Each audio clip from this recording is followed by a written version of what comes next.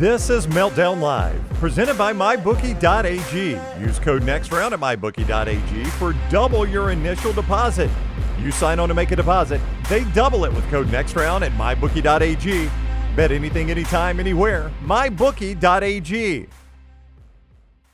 Oh, hello, everybody. It is a Monday fun day, and we are here with you in mid-April, and we are thrilled about it. In the Culver studio, I am Tim Melton. Joining me here in the Culver studio would be a cast of characters, including E to the G, who's back here with us. E.G., how are you doing on this Monday, my friend? I'm wonderful. I feel like we should also address that you're beardless.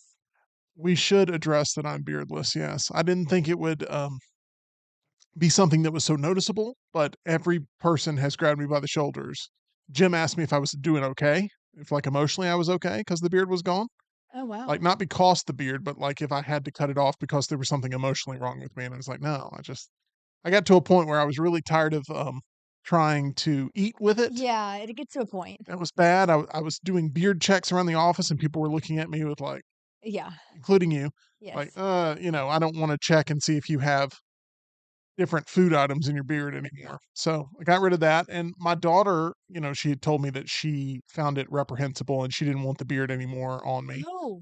So I got that taken care of. And then I get home and she's like, I like it better with the beard. I was like, oh, Yikes. okay. Can't put it back on just yet, but it'll grow back. But anyway, yeah, the beard is gone. Okay. And I definitely feel like a little bit of a different character now. I mean, people are looking at me differently now. Yeah, More eye contact. it's jarring. Previously, it was like, people would be like, oh, that guy's having a rough year. They're not wrong, but I'm better now because the beard is gone. So anyway, Good. yes, Elephant in the Room, which you should watch there on Cover Crimson, but also Elephant in the Room is that the beard is gone. So feel free, make your opinions known in the comment section. But Dunaway said I look a lot younger immediately. Yeah, a lot younger. You think so? Yeah. Years have rolled back. I look like I have years left to try to fight for something positive in my life. Yeah. Okay. Yeah, like a young sapling. Yeah, like a little tot. Anyway, so you've been in Tuscaloosa today Yes, I have. doing really good investigative journalism. What's going on? Yeah, so we finally got an answer to the quarterback competition, and it was on the back end of my question to Coach Grubb. So obviously, when you're in these situations, and Tim, you know this as well as anyone, you go in with set questions, but you never know where they're going to go in terms of the answer. It's all about the follow-up. All about the follow up, and it's also about, framing it in a way that allows for them to potentially get to where you want them to go without being so direct. So he was actually asked point blank to open up his media availability about the quarterback position. And he didn't divulge much. He actually made a joke saying that, like, no quarterback discussion today. He was great with the media. So it was the first time actually being able to speak with Coach Grubb in that setting. And so I got the last question of the day.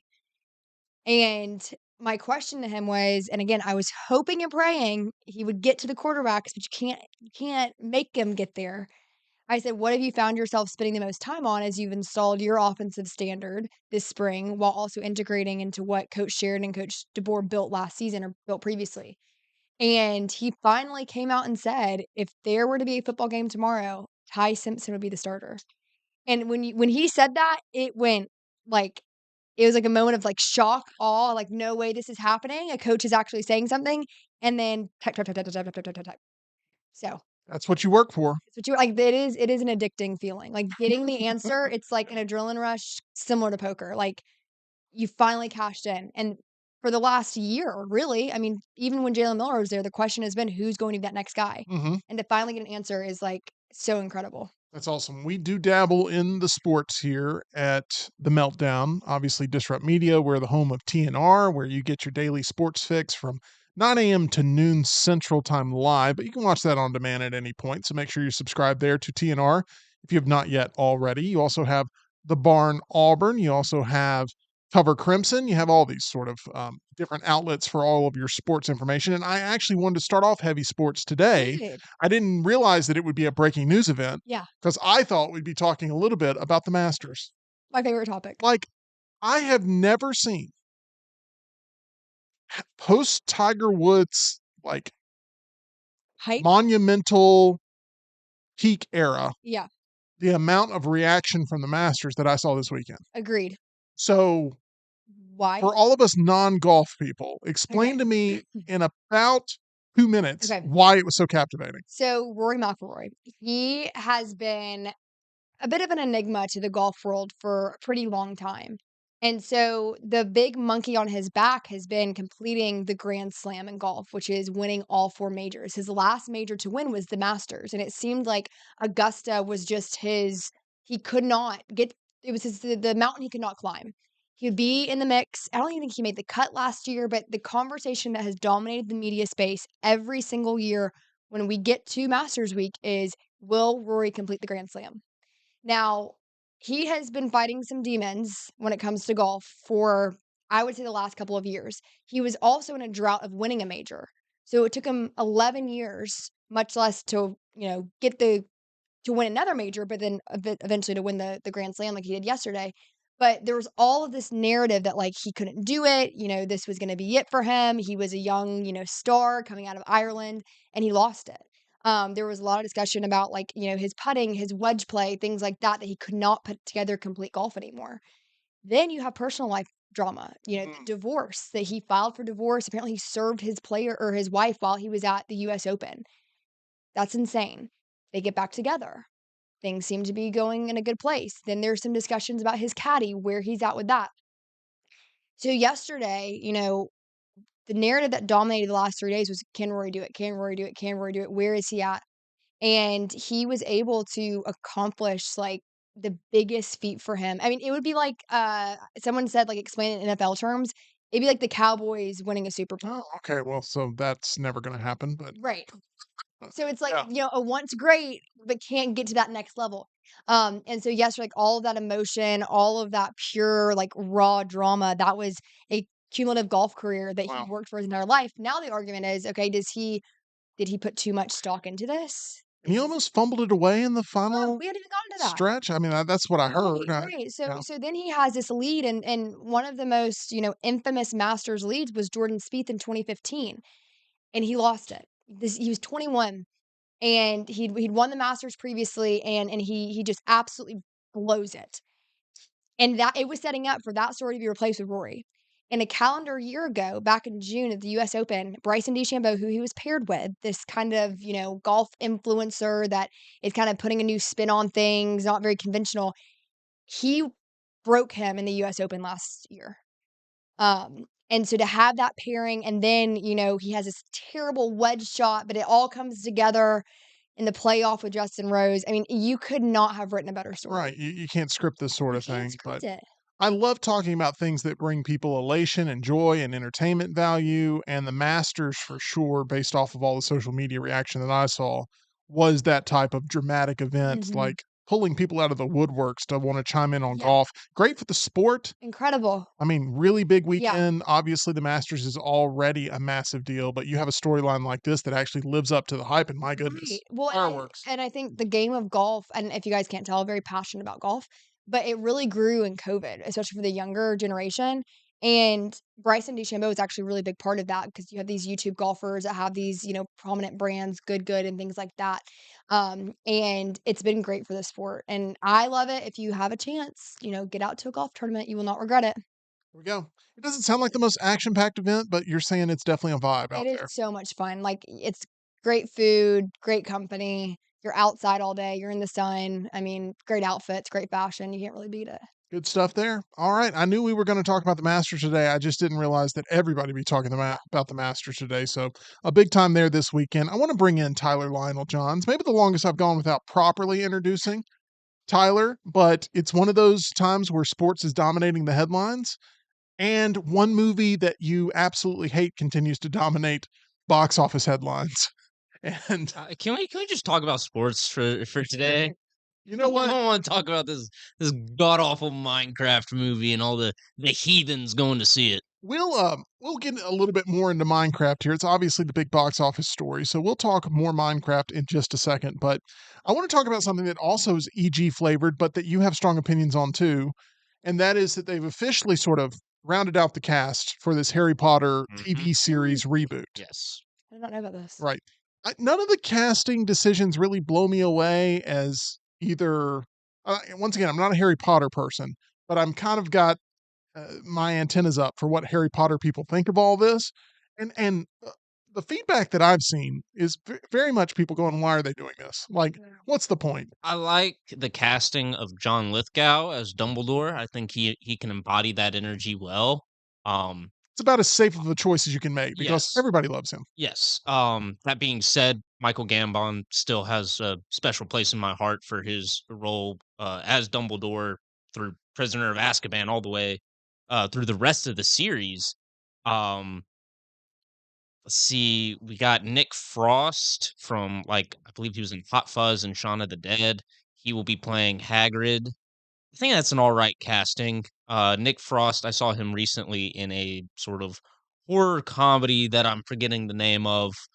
That I think he'll embody that loving energy that Hagrid's known for. Yeah. But I did see Papa Esidu as the Snape casting, A lot of people and wanted Adam Driver for that. Oh, a that was lot of so he would have good. been perfect. He would have been a great Snape. Yeah. Perfect. The reason I'm not a fan of this casting is this Harry Potter series is going to have enough time just getting a fair shot at things without people saying it's an unwanted remake. And, HBO is going to mess it up, turning it into a show, and then people getting all in their feelings about casting anyway.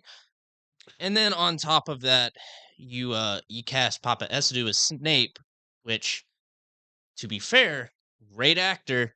I think he's got the voice for it, but Snape is also the one professor at Hogwarts that Harry just immediately doesn't like.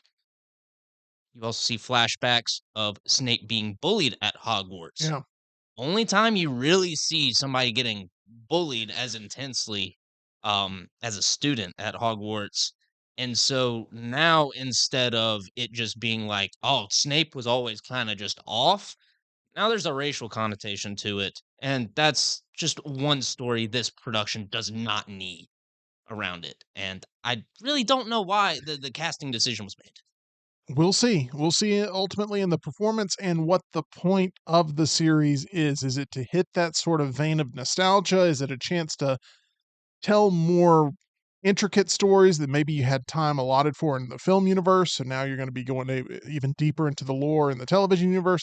I don't know, but right now it's been met with very mixed reactions. People love Harry Potter, but they love their version of Harry Potter, and it was so over. Maybe, I mean, could the argument be made most successful film franchise of all time? The Harry Potter franchise? I mean, the argument could be Yeah, made, right? I mean, there's not a single entry in that franchise where people are like, "That's a bad one." yeah. I mean, the It's That's true. always just, "I like this one, but Better. just not Yeah. just not as much as some of the others." if you just look at the overall, I think that argument could be made. Once again, I'm not a big fan, but like the MCU, obviously post Endgame has hit some peaks and some valleys, and for sure. But I think it's in the mix.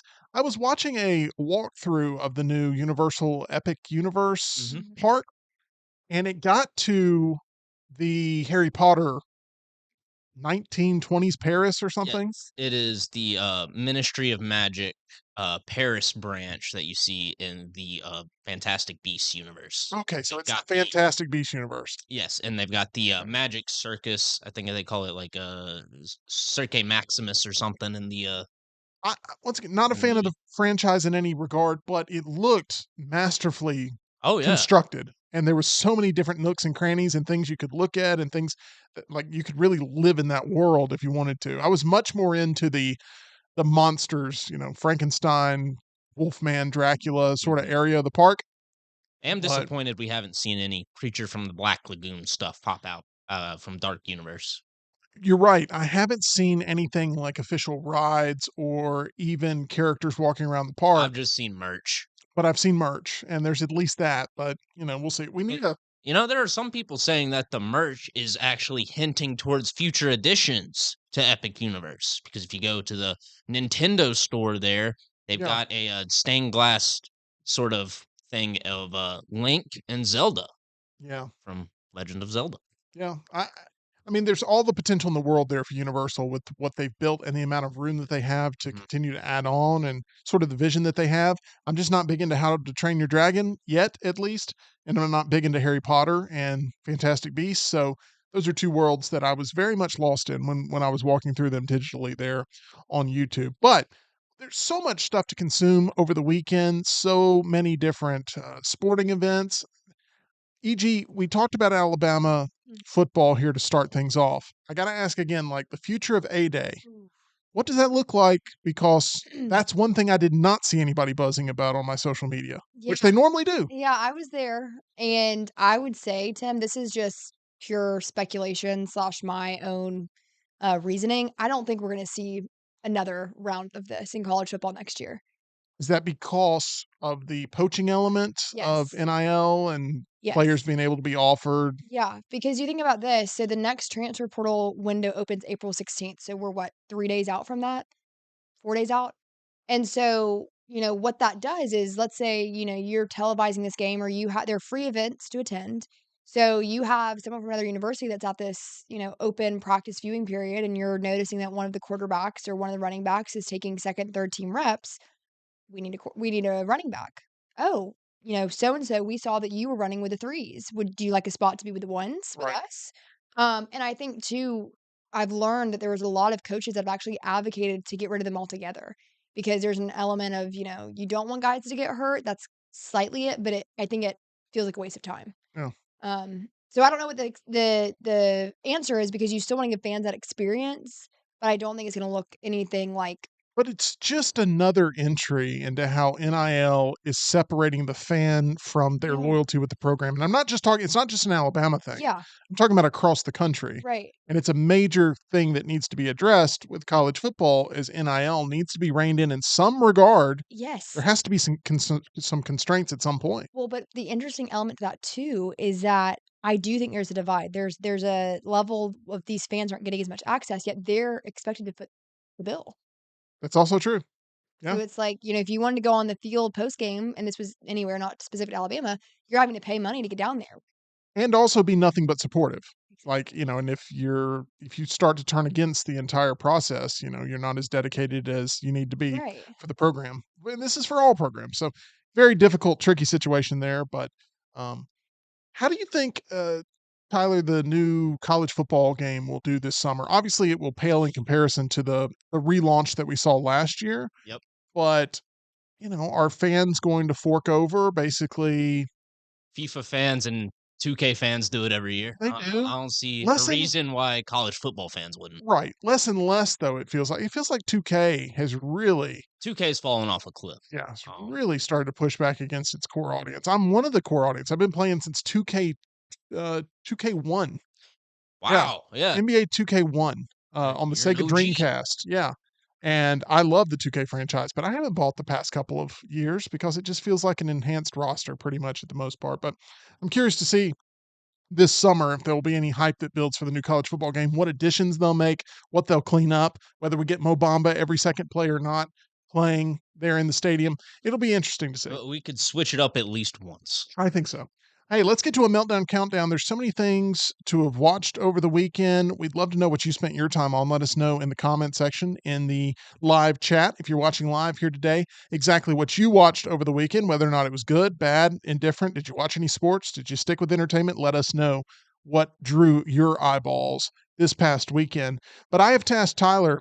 He sees everything at the movie theater and tries to make sure that he's keeping the people abreast as to what's going on, which sounds like a Jim Dunaway read for Does. Champies, but it's not meant to be. But I'm curious, Tyler, what 5 films that are currently playing in theaters, meaning that if I wanted to go this afternoon or somebody's like, you know what, tomorrow I'm going to go to the movie theater, I haven't been in a while. What are the 5 things playing at the movie theater right now that you'd recommend the most? I have also eliminated the option for honorable mentions because at that point you're just reading off every Showtime that exists. True. So I want you to level it down to 5 and give us the pitch as to why these 5 make the cut, starting with number 5. All right. So, a little preface for this list. Sure. This has to have at least one showtime available at our local theaters to be eligible for this list, I like it. because there are some films that you could see at theaters here and there, but they're really running sporadically. And so everything on this list has been officially released in the past 2 weeks. So plenty of options to see it. And starting off, number 5, Jason Statham's A Working Man. Now, Is this a good movie? Not particularly. Was it enjoyable? You bet it was. It is Jason Statham doing Jason Statham things for an hour and a half with the goofiest David Ayer gunplay you've ever seen in a movie, shy of that M1 Garand ping coming out of an M16 in one of his earlier movies. Mm. But this is just that sort of standard popcorn action flick that we get less and less of these days. And so if you are a fan of Jason Statham just kicking butt and taking names and dropping some cool one-liners every now and then, I think A Working Man's for you. It's performed pretty well. It stood strong last weekend. This weekend, with a bunch of new stuff that has come out, it dropped from second place to seventh place, but it's still ranked ahead of a lot of its peers, like Snow White. It made more money than that, and it made more money than The Woman in the Yard, where they released on the same weekend. So this is a movie that's been holding relatively well and seems to be finding a blue collar audience that wants to get in there and see Jason Statham do Jason Statham things. Yeah. The movie sells itself. Oh, Jason Statham's in it. I know what to expect. Oh, Liam Neeson's in it. I know what to expect. You say that about Liam Neeson, but The Naked Gun made us go like, that's the Liam Neeson we want to see more and more of. Anyway, we won't get into praising The Naked Gun trailer over and over and over again, but it's I find myself rewatching it every now and then if I just need a I pick me do up. too. It's so good. Have you seen it in a theater yet? No. Oh, I'm telling you, this is the perfect weekend for it. Oh, Like it's I gonna want be. to see I want to see The Naked Gun. What would it be attached to though? Sinners. I want to see it play before Sinners. I do. What a strange I attachment. do. But I would enjoy that. I do. I think that would be fun. Anyway, let's move on. Number 4 on your list of 5 best things you can see at a theater right now. So number 4, this one is going to be a little tricky to see because even on its opening day, it barely had any screenings. This is a movie that has been undermarketed, undersold to showtimes for theaters, and the showtimes themselves are undersold because not many people know about the movie's existence to begin with. But I think it's actually really solid, and I had a great time with it. And it's The Luckiest Man in America. This is the based on a true story film of the guy who runs up his pressure luck score because he's memorized all the patterns of the board. And so he'll see a few flashing lights and be like, yep, I know where it's going next. And he can basically just play the game until he doesn't want to play anymore. It's the equivalent, in my opinion, and you tell me if you disagree, of counting cards in a casino. It's Yes. kind of got like that same thing. It's not necessarily cheating because you're not rigging the game, but you're memorizing patterns and Mhm. you're looking for probabilities and percentages. And he was able to do that in a way that the producers didn't really know about until he started racking up a massive bill there. He's an advantage player. An advantage player. There we have it. And this movie, I think, will do so much better streaming when I think people it will can too. recommend it word Mhm. of mouth. Oh my gosh, I watched this thing. It's really good. You should watch it. I've heard nothing but good things about this movie. I just am not sure in our current entertainment ecosystem that it's built for a theatrical release that can work. I've yet to see it chart in the top 50. Yeah. So I don't know what the reportings have been on it. I don't know, but showtimes are very limited on this. Very limited, like 2 a day Yeah. max. But we both know if this thing had landed on Netflix weekend one, like it would have been a talking point for some of the people. Absolutely would So have. It would have been a water cooler conversation. It's got Paul Walter Hauser, who you may recognize from the Richard Jewell movie, also the upcoming Chris Farley biopic. It's got Walton Goggins as the game show host. Everybody loves Walton Goggins right Sure. now. Nobody can get enough Walton Goggins right now. And you also got Johnny Knoxville, and I love seeing Johnny Knoxville. I'm a big Jackass fan, so I enjoyed it. But, that being said, it's just a tough sell. It's a better streaming movie, I think. e.g., game shows. I know you love Mhm. Jeopardy. Okay. So we've talked about Jeopardy. Yep. I don't know if you put that on the back burner that you still want to be a contestant on Jeopardy. That's like a bucket list I have thing. a lot or- of hopes and dreams, Tim. Okay. Um, Have you heard of Press Your Luck? No, Oh, is there okay. another game show that's close and near and dear to your heart that you really like? Not a reality competition, but more of a game show, Family traditional Feud. Family Feud. Love it. Do you think your family would be good at Family Feud? No. No. I would have to draft outside of my family for that game because I'd want to win. Well, that kind of defeats the point of Family Feud unless you're We going to we could go. we could bring the Meltdown family. Yeah, Think so? family. Yeah. Okay. But I mean, we would have to do some training. Like we would have to get all on the same page. Oh my! That's actually the families that are the least like Cohesive. and communicative. Those are the ones that are most fun to watch on They that show. are. They are. So that could be a lot of fun. Is Steve Harvey like easily the best Family Feud host to everybody Yeah. now? I mean, I feel like Richard Dawson for a long time was that guy, but the Me Too era happened, and I don't think Richard Dawson would have survived that. He would not have. There would be nothing left of him Richard Dawson was very touchy-feely, kissy, grabby, on camera. on camera all the time, 24/7. Yeah. It looked like, Elvis at a Hawaii concert. I mean, it was just all the time he's just grabbing people. But I feel like it's clearly those two, right? Richard Dawson and Steve Harvey. Yeah. And it's like that's the debate. Which generation do you fall in? But I feel like Steve Harvey's done a great job. I like Steve Harvey's like facial His expressions one-liners to are guesses. hilarious. Yeah. He can say nothing and it'd be hilarious. Yes. Yes, that's Uh-huh. exactly when he just looks at the camera at the Mhm. reaction to one of the answers. It's so funny. Like if I'm in a doctor's office, I got a little bit of the sniffles, Uh-huh. and I'm like, oh my gosh, I need an allergy shot or something. And I'm in the doctor's office, okay, and they've got a TV on because there's always this little Always. rinky-dink TV on that looks like it's got 4 channels on it. I don't know how they Since even 1988. exactly. I mean, it's like, okay, I'll take what I can get. Yeah. I'm working up the data plan on my phone too much. I'll look at the TV. If an episode of Family Feud's on, I'm pretty happy. I mean, Me I can too. get through it. I can be like, oh man, this is a quick hit of dopamine. There's some other stuff that when it's playing, like I love judge shows in the Judge doctor's Judy? office. Oh, Give me a that'd be good fun. judge show in a Mm. doctor's Yeah. office. There's Locked Judge in. Judy, and then is it Judge Mathis? Oh, The other Judge one? Yeah. Mathis. That guy's good. Judge Mathis was always my favorite. A totally underrated TV judge, Judge Mathis. But I mean, I was all about some Judge Mathis. But Judge Judy gets all the lore and She everything because does. she's also more widely distributed as a judge TV show. The People's Court, then they don't really Mm. associate that with one judge anymore. It's more like the gimmick of this is the People's Court, dun, dun, and all Yeah. that stuff. But anyway, And it plays the theme song. I don't know why I went off on this tangent, but I just here we are. I also like so many people have been texting me, and it's so nice. Everyone's like, "Oh my gosh, the beard's gone. You look like a completely different person. Great job. You look like you got your life together. You look like you have hopes and goals and dreams and all that stuff." And then Ush texts me, "You look horrible." Well, you guys were twinning for a long time. Well, Ush was very much however far I'd grow it out, he'd be like, "Keep going. Yeah. Don't let anyone stop you." Like it looks amazing. Like you're gonna look like Earthquake, from WrestleMania. And no one in here understands that, but Okay. Ush understands that. And I just decided, it's time to say goodbye to the beard. And I appreciate having the 98% satisfaction rate that I do with it. But Ush, lets me know immediately that I've broken his heart.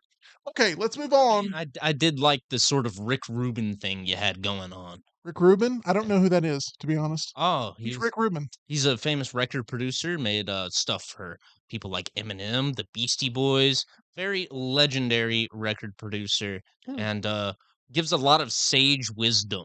He's very known nowadays for a lot of sort of spiritual artsy advice, and he's got a big white beard. Oh, yeah. Yeah, no, that was I was getting to that point. Yeah, that's pretty intense. Okay, let's move on to number 3, Tyler, of things you'd recommend playing at the Cineplex. So, one movie I would recommend that came out last weekend. Wasn't expecting to recommend this. I kind of had a title for my review in mind walking into this because it was a Blumhouse movie. Drop. Wasn't expecting to like this at all. I was expecting to walk out and say, Drop is slop. That was the title I had ready. Well, Didn't get to use it because I actually enjoyed this movie way more than I thought I would. you know what you just did? You just admitted right here that you are willing to take whatever preconceived notions you have and leave them at the door. Watch the movie for what it is and then be honest in your review about how you feel about it. And that right there should be commended because there's so many people who do go in with what'll get the most clicks. And I'm just going to do that. Drop is slop probably would have. Probably would have. And you know what? You didn't sell out. So congratulations there. There's no way that I could actually get through that review and be like, yeah, this was so bad. This part was bad, and that part, and this part over here. Yeah. But I actually enjoyed it. Is it a little goofy because the entire premise is revolving around anonymous airdrops, and you've got to be in the area and have a signal and be connected to the phone, and a lot of times when movies use modern technology, it just kind of looks goofy, Yeah. Agreed. either because of poor explanation or they'll design these sort of UI systems that it's supposed to look like one kind of app that we all know, but it's the movie's version of it, so nobody gets in any legal trouble, and it just never looks good. It looks distracting and takes me out every time. There's a little bit of that in this. For the most part, it's a really well-paced thriller. I enjoyed the side character of the waiter in this movie. He kind of looks like a Mr. Beast from Timu, and does a fantastic job of just being awkward and cringy, like trying out all his new improv bits on the guests. Jim Dunaway's nightmare is what the waiter in that movie is.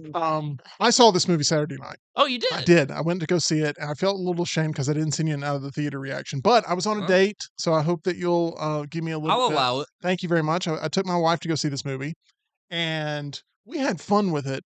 It's fun. It's the best movie I've seen this year Oh, wow.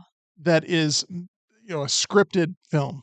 I still think the Hans Zimmer concert is the best movie experience I've had, theater experience I've had. But the best movie I've seen this year by just a smidge is Drop. I keep wanting to call it Trap. So if I ever accidentally call it Trap, please tell me to change it to Drop, that I'm actually talking about Drop. But it's fun, but it is goofy. It's very much like Carry On? It's got Carry On vibes. It's- Exactly. it's Carry On, which is also a Die Hard clone. So this has got a little bit of Die Hard in it, especially with the tower that they're in. Yeah.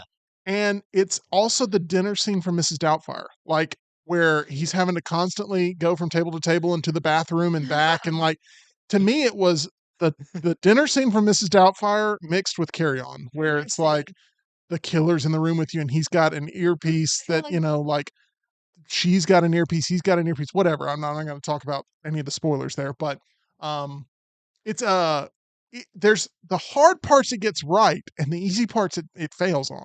That's the most frustrating thing about Drop. Yeah, like it paced very well. I didn't think it was like just wasting time or anything. Thought the side characters were good. I feel like it's hard to get those good side characters where you're not like, oh, come on, get off the screen. Just let me get to the story. The setting was incredible. The setting looked good. The cinematography had no business being as good as it was. The editing was poor. I mean, it would like cut off characters mid-sentence to like get other reactions, and the editing was so frustratingly choppy, in my opinion. But it looked good when they'd let it breathe a little bit. When they didn't just chop, chop, chop. It was like the dinner scene from Bohemian Rhapsody, where it's just like chop, chop, chop, chop. I was like, oh my gosh, guys, please just focus on one character, let them talk, and then go to the other one. Didn't Bohemian Rhapsody win an award Yeah. for best editing? It was nominated. Did it end up winning? It may have ended up winning. I can't remember. And the concert sequence stuff is fantastic in that movie. I feel like the talking scenes, awesome. chop, chop, chop. It's like, and I felt that same thing here. So editing was rough, and just basic common sense, like survival techniques from certain individuals and characters in this make zero sense the way they approach it. I mean, like, if you're going up against somebody with a bazooka, are you just going to run at them with your fists? I don't think so. Like, No. there's nobody in this with a bazooka, but I'm just using that as an example. Like, none of the characters did anything that felt realistic in the way they would either defend themselves or attack or et cetera, et cetera. So I had mild frustrations with that, but still a 3 out of 5 for me, and slightly better. I had slightly better time with it than Companion this year. So Drop is a movie that I also would recommend people go have a fun time with. It's a great date movie. Great date movie. Okay? You want to go in, not think too hard. But I'm watching it, I'm like, it feels very Netflixy. I mean, it had It sort of does. like a Netflix throwaway vibe to it, Mhm. but still, it's pretty good. It came in the 5th spot this past weekend in its first weekend. Now, there were tons of things opening up against it. You also had the Minecraft movie that was holding on there at the top spot. So Drop performed pretty admirably for all the competition there at 7.5 million in the 5th spot. Let's move on now. Where are we going for number 2 on your recommended list at the actual theaters? Number 2, a movie I actually didn't see this weekend. And that's because I got to see it a little early. I got to see The Amateur last week, and it opened officially this week, and I think it's really great. Now, this is sort of how do I put this? Sort of a stereotypical kind of revenge story, CIA story. except I like what it does with it because it instead of big firefights and gunfights and fist fights and Rami Malek just using fists of fury and judo throwing people into walls and such, he's got to outsmart them every step of the way. And so I think there's a lot of cool reveals in this movie. That being said, I don't think it's as clever as the movie thinks it is, but it is still very enjoyable. It feels like a successor to Mr. Robot in a way because Rami Malek is playing the lead, doing a lot of the hacker cracker type stuff, breaking into mainframes to get the job done in this movie. And it was a lot of fun. I would recommend it. Okay, this is definitely one I want to see, definitely one I will see, just not entirely sure when. I was going to go Friday and then ended up going and getting my beard cut off. So priorities, you know. I was tired of looking like an amateur. Yeah. Decided, you know what, need a professional cut, so that's what I went to go do. So anyway, I do want to see this movie. I have heard, sort of mixed reactions on it. That some people think it's way too slow. Some people think it falls apart in the third act. Some people, they're just not as high on it. I'd really like them to be championing this thing across the board. But my plan is to see this in a theater before it exits for sure. All right, number one. If you monitor our channel and you're subscribed here to the channel, now I have not heard officially what is number one on the list, but I have a feeling it is probably having to do with the short that you labeled as maybe the best movie you've seen this year. You would be correct, Tim. That'd be Garland's Warfare. I almost called him Alex Garfield.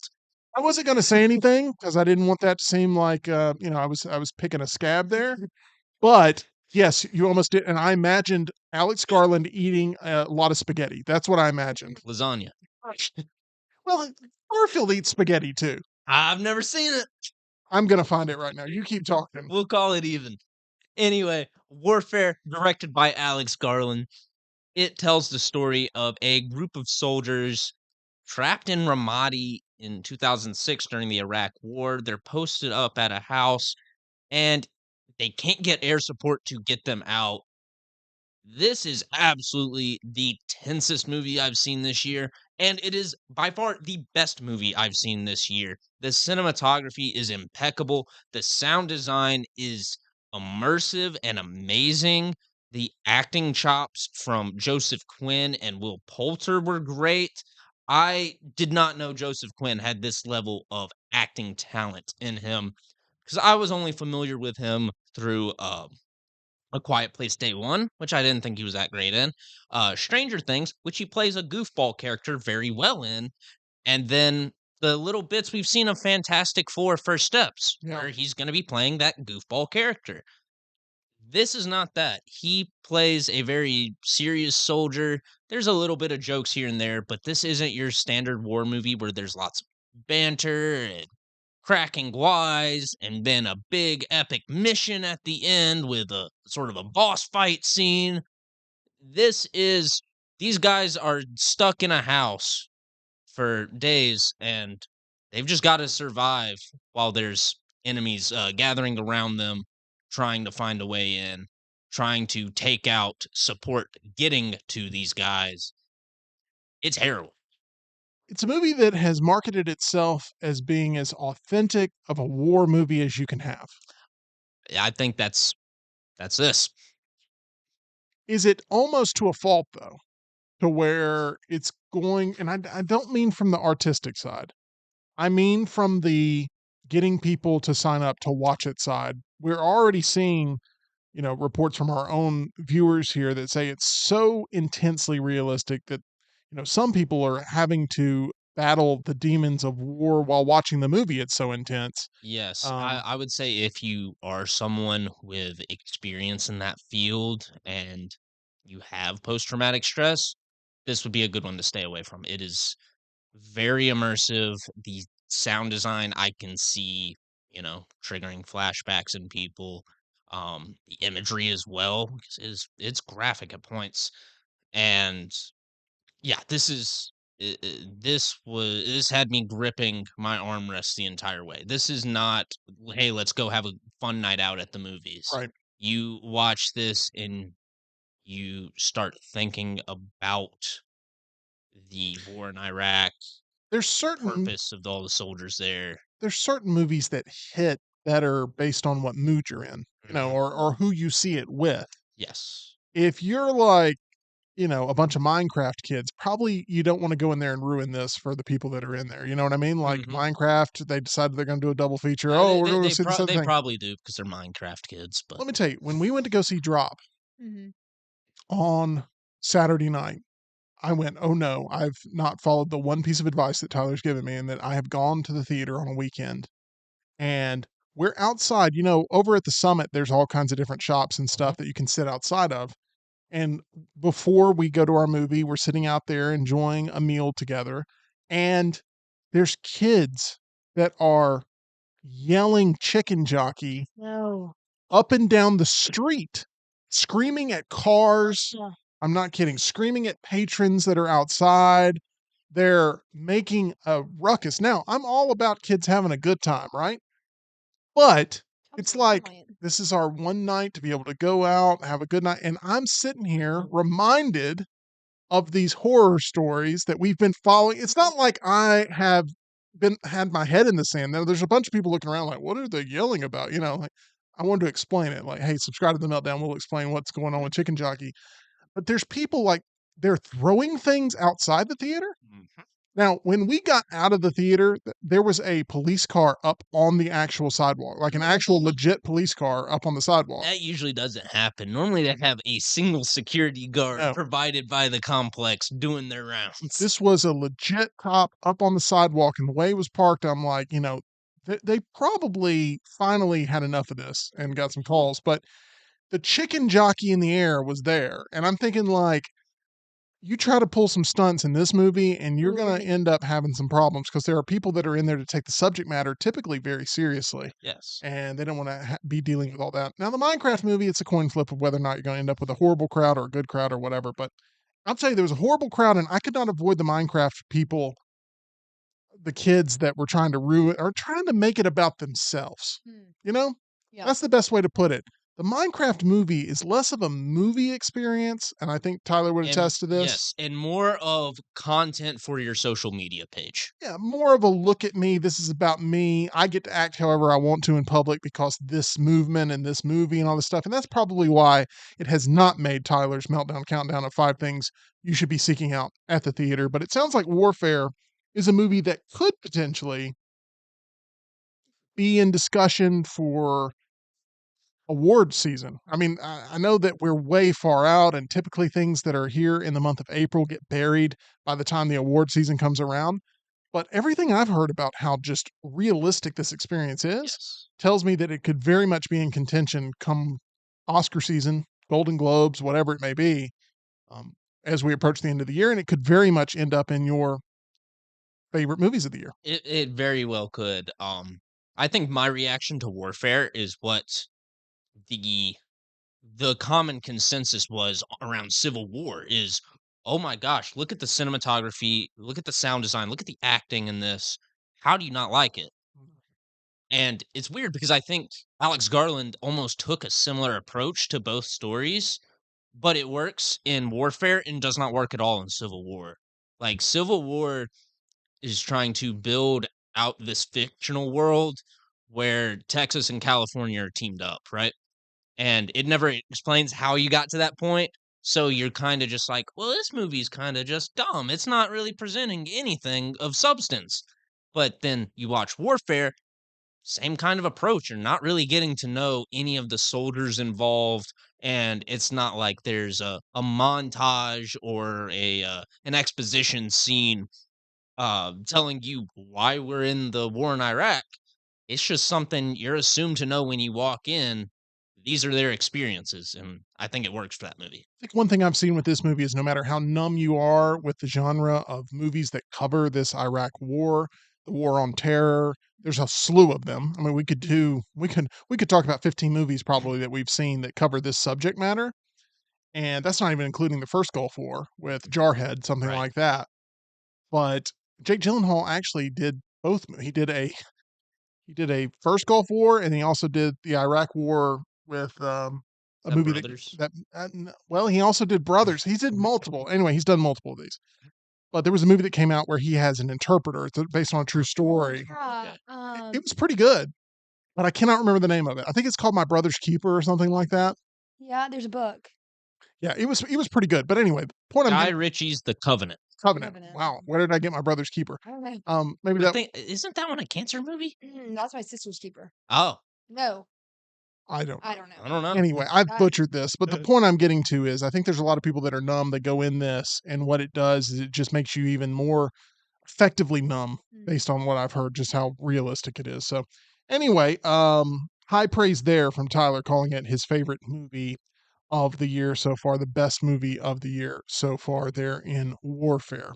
We want to remind you about the best dentists that we've encountered, and that's over at Alabama Dental Associates, located on Grants Mill Road. Dr. Jeff, Dr. Brian, Dr. Nolan, they'll take care of you there and your veneers over at Alabama Dental Associates, providing you all sorts of services when it comes to staying on top of your dental health. A very important thing to do. Don't kick that can down the road any further. Go ahead and get those regular checkups there at Alabama Dental Associates. You'll feel better knowing that you're taking care of your dental health the right way. They are there for you. If you're new in town, and make sure you have a dentist on standby, we recommend Alabama Dental Associates. They're accepting new patients now and can help you feel at ease about all of your upcoming dental procedures. For more information or to make an appointment, call them 205 956 8977 or visit alabamadental.com. Okay, we got to talk about this. So, those are the 5 movies that you can see right now in theaters that Tyler would give his stamp of approval to. Coming out this weekend is a movie that I have been all about from the moment it was announced. It's called Sinners. It's got Michael B. Jordan playing dual roles in this. It is purportedly a vampire movie. I mean, that's pretty much cat's out of the bag on that one. It hasn't openly expressed itself in marketing as being a vampire movie, but it very much, like, you can put 2 and 2 together with all the speculation and all the reviews that have come out and say this is a really good vampire movie. So it's a vampire movie.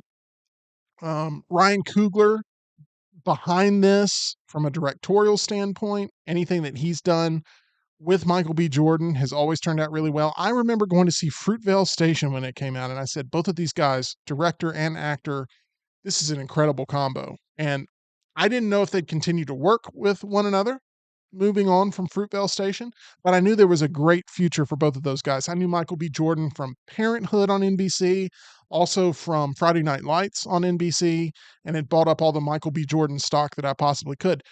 Michael B. Jordan was in Friday Night Lights? He was. The movie or the TV show? The TV show. Oh. On NBC, yeah. Who else was in that? I feel like there were a bunch of people that are now Yeah, famous Jesse now. Plemons was also in Friday Night Lights. Yeah. Whoa. I know. So some heavy hitters there. Kyle Chandler as well. Okay. Who we're about to see there in Green Lantern. Green Lantern. So there's some definitely some pedigree there with Friday Night Lights. I was going to say, EG, that I don't remember what I was going to say. It was something about sports that I was going to tie into here, but Michael B. Jordan. When your name is Michael Jordan, You have to add the B. yeah. There's This is Sports Center ad. No, it's just a regular advertisement. I think about this of like a guy who always is trying to Make a reservation. make reservations. People are always disappointed. Yeah. It's like, Not him. not the Michael Jordan that we actually wanted. That would be a hard life to live. Would be. You'd have to change your name, right? Yeah, I mean, I think it's probably benefited him in a lot of ways. In Office Space, there's a whole bit about Michael Bolton. There's a guy his name's Michael Bolton. And so every time he's in a meeting and they're like debating whether or not he's going to be fired, they're like, what's your name again? It's like Michael Bolton. He's like, Michael Bolton. We love Michael Bolton. It's like, it was my name first, damn it. This guy, he's come up on anyway, it's very funny. But, yeah. If someone like famous popped up at Coachella or something and started calling herself EG, would you feel a little bit like Yeah. territorial about that? No. It's like, no, I'm the OG Pretty EG. Yeah. Yeah. That'd be weird. That's nice at my name though. Not very many people have it. Gotcha. Anyway, back to Sinners. I go off on tangents sometimes, and for that, I apologize. Sinners is at 100% on Rotten Tomatoes right now, which, Oh my gosh. once again, if Sinners was at 10% on Rotten Tomatoes, I would be alarmed. But if it was like 60% at Rotten Tomatoes, I'd be like, I'm still excited for it. It being at 100%, though, I don't know why I've fallen into the trap of caring about Rotten Tomatoes occasionally, but I mean, it makes me that much more excited for it. Now, I know I could be let down. I stopped putting all my stock in Rotten, or really any stock in Rotten Tomatoes after I found out, well, at one after the Fandango change, that's just it's the score isn't actually representative of the total score in that case. But the percentages, I had always just assumed like 95% meant 9.5 out of 10 Oh, no. because, that's 95 out of 100. Yeah. All it means is 95% of critics liked it. Yeah. That could be 95% of critics giving it a 3 out of 5 or Mhm. a 2 out of 3 or whatever they decide to use for their scale. So there's no To be like fair, it is this good. It is an A grade, it is a B grade, whatever. everything you're saying, big picture is correct. I've never heard any critic use a 3-star scale as a judge. I don't I haven't I'm either, just joking but about that. YouTube reviewers will make their own They scale. will. It's They like will. this gets 5 big booms. Correct. I'm hoping this gets 5 big booms. I'm really excited for Sinners. It opens up this weekend. Tyler and I will be watching this. We'll be covering it at separate theaters here in the area, but we will have a full spoiler review of Sinners to put out on the channel going into the weekend. So I'm really excited about this one. I don't know how well it's going to do commercially. It is a little bit of a hard sell because it is very much an R-rated movie. It's competing against a bunch of potential films that are drawing families in. So Got not only Minecraft still holding, but you got a new family movie called Sneaks coming out this weekend, as well as Legend of Ochi there you from go. A24. I don't know how well it's going to do monetarily. I'm going to be monitoring the tracking as we go through the week, but I'm really excited about Sinners and how well it's been received thus far. People are calling it, these are their words, not mine, the horniest movie of the year. So I don't know what to expect with that. I've seen it called that, and then I've also seen it called equal parts scary and horny. So I don't know. That feels like a Stefan Bill Hader review. That is correct. Is there a popcorn bucket for Sinners that's out? I don't think there is. I haven't seen anything. Just curious. I don't know what it would be. Before we say our goodbyes, we have to talk about Minecraft one last time. I'm so sorry, but Jack Black is making headlines for crashing a screening of a Minecraft movie where he impersonated movie theaters' warning against rowdy behavior, saying, "No throwing popcorn and absolutely no chicken jockeys. Oh, yeah, I am Steve. Are you ready to rock?" Before some random screening. Man, I hate Jack Black. Like, if that was happening, though, at your screening, though, would that get you excited, like, to watch Yeah. this movie more, Tyler? I mean, you talk about your disdain, but wouldn't that enhance it? It would make it better if Jack Black was physically there. Yeah. Because then I'd be like, He "Hi, was, right? chicken He was. jockey." He was. Yeah, he popped What? up in a theater. It wasn't an on-screen thing. Yeah. It was like, yeah, Oh.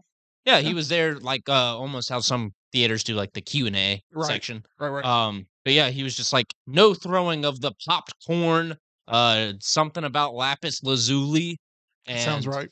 also no chicken jockeys. Yeah, which I'm sure kept that rowdy Ugh. bunch down. A Minecraft movie had a massive $80 million. Let's not forget it was projected by Warner Brothers, which was a little bit of a PR thing, to make $65 million opening weekend, and it is yet to total less than $80 million both weekends, and held pretty well. Only a 50% drop there.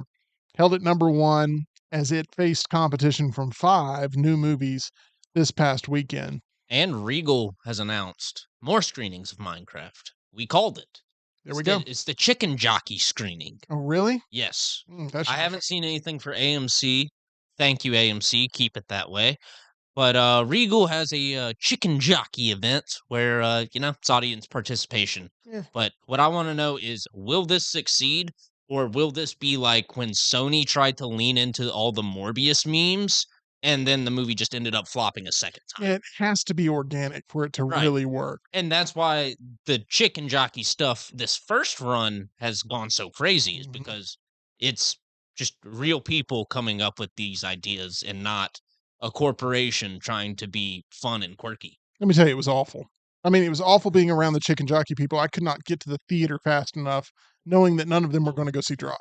So it was bad. Yes, It was awful. it's terrible. You can't move because there's just kids running around Yeah. screaming flint and steel everywhere. I was fully expecting at some point to see Tyler in the hallways of the AMC. Delegating traffic. No, just like shooting one of his reviews or something, and I could see me and him having to band together on the weekend as I hide him under my jacket and rush him to safety Yeah. away from all the Minecraft people. But Okay. that did not happen, but I was prepared for it. The director, Jared Hess, has come out and talked about all these rowdy screenings, releasing a statement with Least favorite director ever now.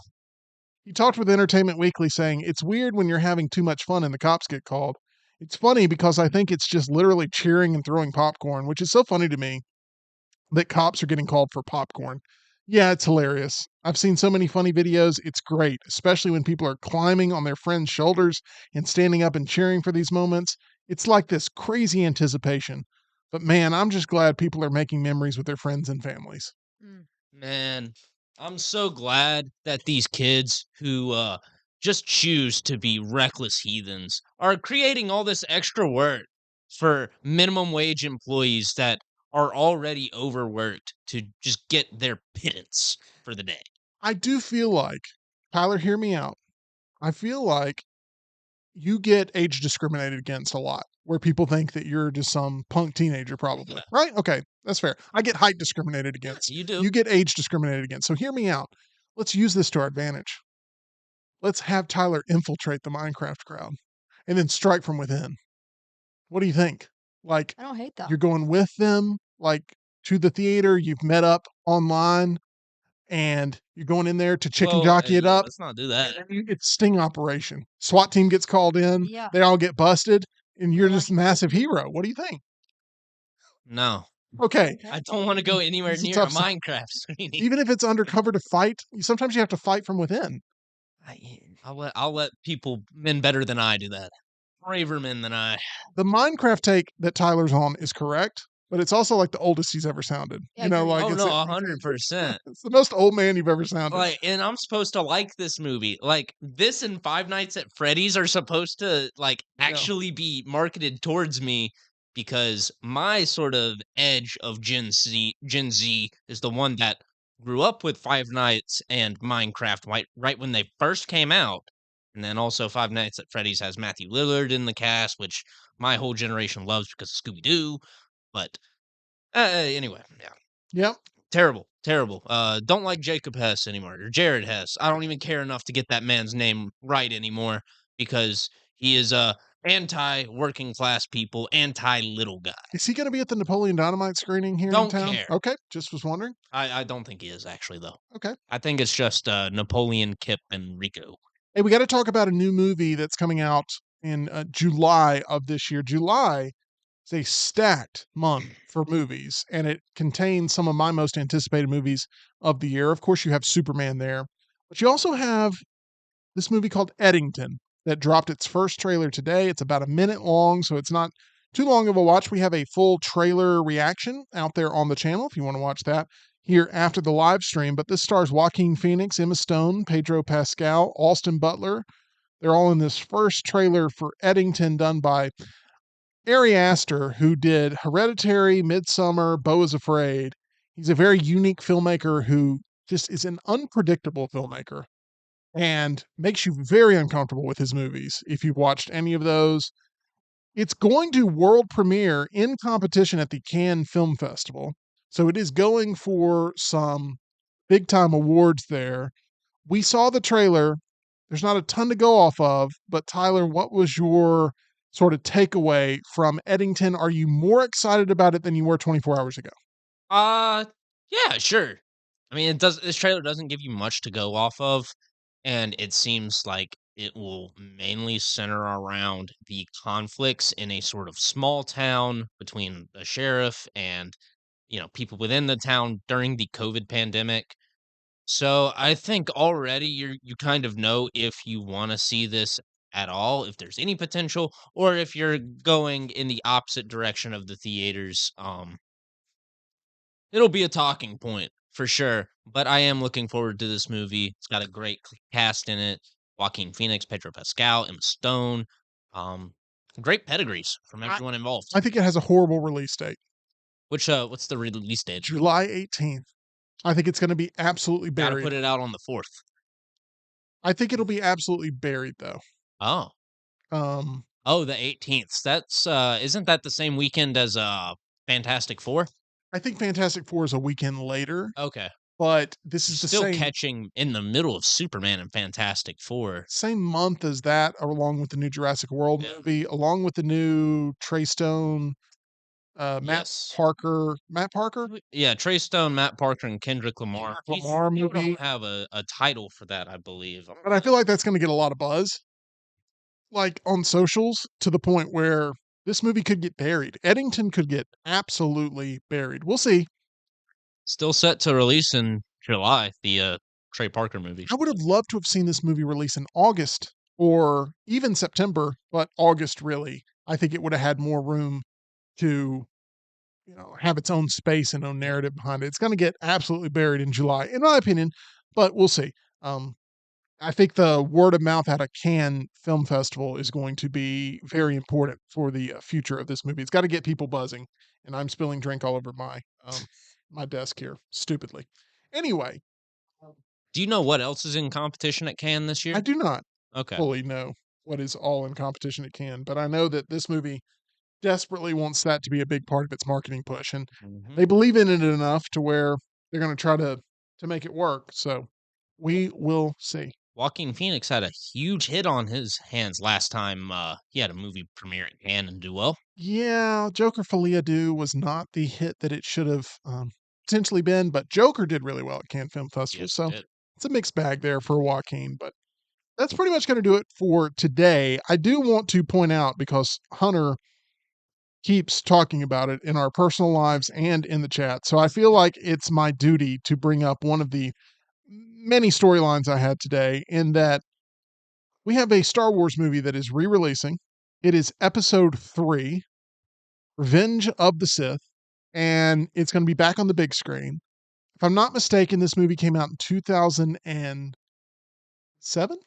Is that right? Or I 2006? want to say it was like 2005. Oh, it may I, have been I 2005. don't know It now. actually, I think it was 2005. Now I feel like a dummy. It was 2005. 100% 2005. I remember now where I was. I knew I was in high school. I watched it after a baseball practice, and I ended up like, um, yeah, it was 2005 You for were in sure. high school? Man. I know. I was thinking back, it's like, man, where was I when that movie came out? I was like, oh yeah, I was like 7. I was a sophomore in high school. So, you know, um, those were the days. But it's the best of the prequel trilogy.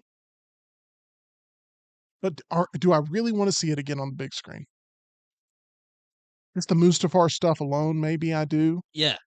But I'm not like, I can't say I'm buzzed about it like Hunter is. Hunter's our resident Star Wars absolute fanatic. I'm an Empire fan. I would be there if it was Empire. I don't know about Revenge of the Sith. So I'm going to let Hunter continue to work his charm on me and try to get me excited about this. But it will be in theaters for a limited time only, starting April 25th. Tickets have gone on sale if you are interested in going and seeing Star Wars Episode 3. Unfortunately for me, Star Wars and the MCU, it's very similar in that whenever I watch one of these entries on the big screen, I just find myself frustrated about the entire state of the current universe for the MCU and for Star Wars. Thunderbolts right now is tracking at like a $70 million opening, maybe a $60, $70 million opening, which is not great for They're the month of trying to May. build up good buzz for that movie. They released some behind the scenes stunt footage of Florence Pugh jumping off it's a building in, I believe, Malaysia, Yeah. and it looks cool. Trailers are awful. And I like that Florence Pugh is jumping off a real building for a stunt instead of just filming everything in the blue box. But that being said, I still care nothing about the movie. Like, Bucky is obviously the primary character that is a fan favorite in the team, and I still don't really care about Bucky. Yeah, I'm really not looking very forward to Thunderbolts. They showed the trailer before drop. They showed the trailer for Thunderbolts before Companion, and there was a guy that was talking about each trailer next to me of like, whether or not he wanted to. No, it was the Brutalist. Yeah, yeah. It was the Brutalist. The guy could not stop talking next to me, commenting on everything. He was just like, I mean, it was just he was so pretentious about every way he talked about film. And when Thunderbolts came on, he was like, oh gosh, I'm just so over the MCU, as he, took another scoop of caviar. And I'm like, you know what? The sad part is I agree with this pretentious ass that's on my right here. Yeah.